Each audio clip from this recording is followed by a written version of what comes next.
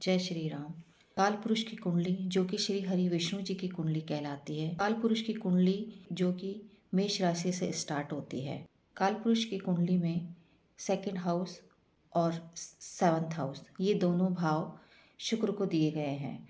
शुक्र जो कि लग्जरी, परिवार, प्रेम, रिलेशनशिप, धन संपत्ति, ऐश्वर्य, भौतिक सुख सुविधाएं, इन सब चीज़ों के कारक माने जाते हैं। कुंडली का जो सेकंड भाव होता है उसको धन से, परिवार से, कुटुंब से, वाणी से, भोजन से, इन सब चीज़ों से देखा जाता है।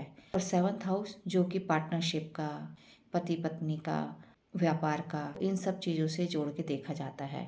कुंडली में शुक्र की स्थिति जब अच्छी होती है तो व्यक्ति को जीवन में हर सुख सुविधा, लग्जरी, भौतिक सुखों का आनंद, घर परिवार, रिलेशनशिप, परिवार वालों से संबंध, रिश्तेदारों से संबंध, पैसा, लग्जरी, इन सब सुख सुविधाओं का आनंद मिलता है।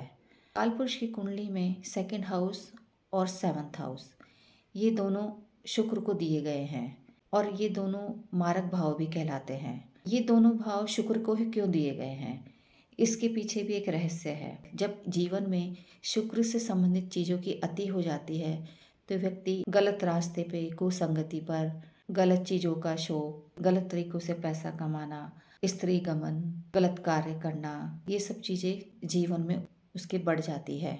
देखा जाए तो शुक्र की अति होने के कारण व्यक्ति का शारीरिक, मानसिक, चारित्रिक पतन भी शुरू हो जाता है क्योंकि वो गलत तरीके से हर चीज़ का सुख भोगना चाहता है। शुक्र से संबंधित चीज़ें ऐसी हैं जो कि हर इंसान को चाहिए होती है। हर इंसान को जीवन में सुख सुविधा, धन संपत्ति, पैसा, प्यार, लग्जरी, गाड़ी, वाहन, मकान, ये सब चीज़ें चाहिए होती है जो कि उसको सुख प्रदान कर सके।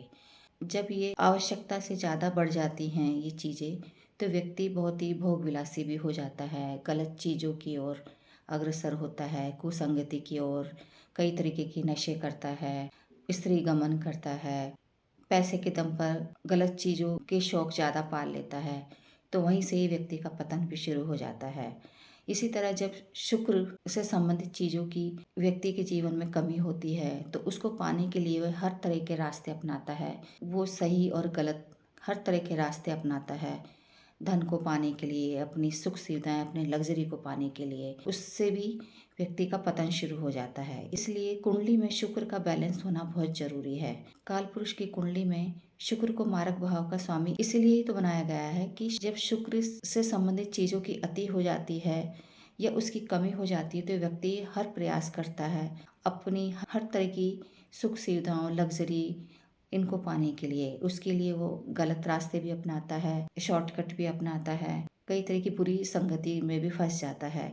इसलिए कुंडली का सेकंड हाउस और सेवंथ हाउस मारक भाव कहलाता है क्योंकि जब व्यक्ति का पतन होता है तो वो अपने जीवन में मृत्यु जैसी परेशानियों की ओर बढ़ने लगता है। शुक्र को ही काल पुरुष की कुंडली में सेकंड हाउस और सेवंथ हाउस क्यों मिला? क्योंकि शुक्र की अधिकता और उसकी कमी दोनों ही व्यक्ति को पतन की ओर ले जाती है।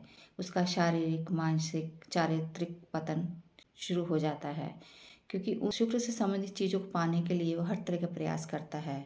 इसीलिए वो कई तरीके की समस्याओं में भी फंस जाता है, कई तरीके की अनैतिक कार्यों को भी करता है। व्यक्ति को अपने जीवन में हर तरह की सुख सुविधा, लग्जरी, पैसा, धन संपत्ति सभी कुछ चाहिए होता है क्योंकि वो जीवन के लिए आवश्यक भी है। लेकिन जब एक सीमा तक इन सब चीज़ों का प्रयोग किया जाए तो जीवन में इन सब सुख सुविधाओं का आनंद भी लिया जा सकता है, जीवन में इन सब चीज़ों का सुख भी मिलता है। इसलिए कुंडली में शुक्र की स्थिति ना ज़्यादा अच्छी होनी चाहिए ना ज़्यादा कम होनी चाहिए। हमेशा जीवन में शुक्र की स्थिति बैलेंस बना के रखना चाहिए। शुक्र की 2 नंबर की राशि जो वृक्ष राशि होती है वो अपनी खुद की राशि होती है और 7 नंबर राशि जो तुला राशि वो भी शुक्र की अपनी राशि होती है। यहाँ पर शुक्र अपनी बैलेंस स्थिति में होता है। और 12 नंबर की राशि जो कि मीन राशि होती है वहाँ पर शुक्र उच्च के हो जाते हैं। जब कुंडली में शुक्र की स्थिति बहुत ज़्यादा मजबूत होती है या शुक्र पीड़ित होता है या शुक्र की स्थिति बहुत खराब होती है तो इस तरीके की स्थितियाँ बन जाती हैं कि व्यक्ति अपनी ज़रूरतों की पूरा करने के लिए किसी भी हद तक जा सकता है। यदि कुंडली में शुक्र और राहु की युति होती है या शुक्र पे राहु की दृष्टि होती है तो व्यक्ति की पैसों से, धन संपत्ति, लग्जरी, इन सब की इच्छाएं ज़्यादा प्रबल हो जाती हैं। और जब उसको इससे संबंधित चीज़ें मिलती हैं तो उसका अनैतिक प्रयोग करता है, गलत संबंधों में वो फंस जाता है, गलत रास्तों से पैसे कमाता है, शॉर्टकट से पैसे कमाता है, जीवन में गलत शौक पालता है, जिससे कि उसका शारीरिक मानसिक पतन भी होता है, स्त्री गमन करता है, जिससे उसका चारित्रिक पतन भी शुरू हो जाता है। ये सब चीज़ें व्यक्ति को विनाश की ओर ले जाती है। ऐसे ही जब शुक्र और केतु की युति एक साथ होती है तो व्यक्ति को धन कमाने में, अपने भौतिक सुख सुविधाओं को जुटाने में, लग्जरी चीज़ों को जुटाने में, उनको रिलेशनशिप में, उनके पार्टनर के साथ में रिलेशन खराब होने लगते हैं। धन के अभाव के कारण व्यक्ति को कई तरीके की आर्थिक परेशानियों का सामना करना पड़ता है, जिससे कि व्यक्ति उनको पाने के लिए गलत रास्तों का चुनाव करता है और इस कारण से गलत तरीके से धन प्राप्ति के लिए गलत कार्य करता है, शॉर्टकट अपनाता है, उसके रिलेशनशिप भी अच्छे नहीं चल पाते। व्यक्ति अपने जीवन में इन सब चीज़ों की कमी के कारण गलत रास्तों को अपनाता है और गलत रास्तों के कारण वो अपने जीवन को धीरे धीरे विनाश की ओर ले जाता है। इससे उसका पतन शुरू हो जाता है। इसलिए शुक्र को मारक भाव दिए गए हैं जो कुंडली का सेकंड हाउस और सेवंथ हाउस माना जाता है।